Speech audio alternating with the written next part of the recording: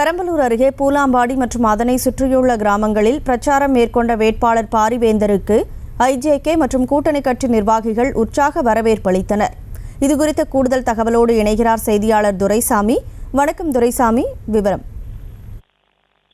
கனிமொழி, தேசிய ஜனநாயக கூட்டணியின் பெரம்பலூர் பாராளுமன்ற தொகுதியில் ஐஜேகே சார்பில் டாக்டர் பாரிவேந்தர் தீவிர வாக்கு சேகரிப்பில் ஈடுபட்டு வருகிறார். இதனிடையே இன்று பெரம்பலூர் மாவட்டம் வேப்பநகை ஒன்றிய பகுதியில் தீவிர வாக்கு சேகரிப்பில் ஈடுபட்டுள்ளார். பூலாம்படியில் திறந்திருந்த தொண்டர்கள் மத்தியில் வாக்கு சேகரித்த அவர், எனக்கு கடந்த தேர்தலில் 6 லட்சம் வாக்குகள் அளித்தீர்கள், உங்கள் தேவைகளை முழுமையாக நிறைவேற்றி எம்பி தொகுதி நிதியை முழுமையாக செலவு செய்துள்ளேன் எனவும் தெரிவித்துள்ளார். தொடர்ந்து 1200 மாணவர்களுக்கு இலவச உயர்கல்வி திட்டம் வழங்கியதோடு அந்த திட்டம் இந்த ஆண்டும் தொடரும் என்று தெரிவித்தார். அதோடு 1500 குடும்பங்களுக்கு இலவச மருத்துவம் வழங்கப்படும் என்றும் தெரிவித்தார். நிச்சயமாக இந்த பெரம்பலூர் மாவட்டத்தின் கனவு திட்டமான ரயில்வே திட்டம் நிறைவேற்றப்படும். வரும் பட்ஜெட்டில் இதற்கான நிதி ஒதுக்குவதாகவே பிரதமர் தெரிவித்ததாக அவர் கூறியுள்ளார்.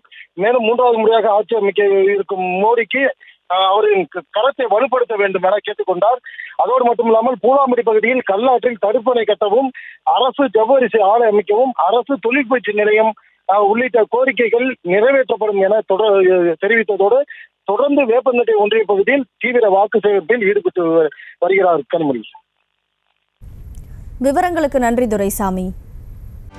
செய்திகளை உடனுக்குடனும் துல்லியமாகவும் தெரிந்து கொள்ள சப்ஸ்கிரைப் பண்ணுங்க.